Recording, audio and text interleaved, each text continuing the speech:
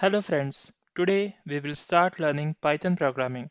Python is a language perfect for beginner and professionals. Python was developed by Guido van Rossum in 1991.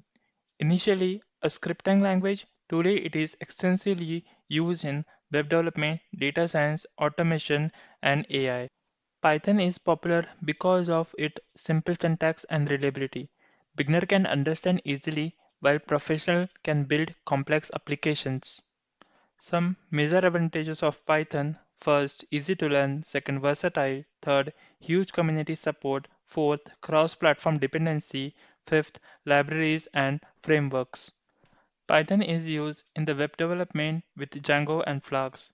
In data science and AI, Pandas, NumPys, and TensorFlow are popular. Python is also best suitable for automation and scripting. So friends, today we learn what Python is and why should you learn it.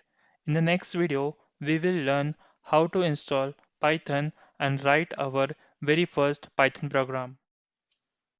If you found this helpful, like the video, subscribe to the channel and press the bell icon.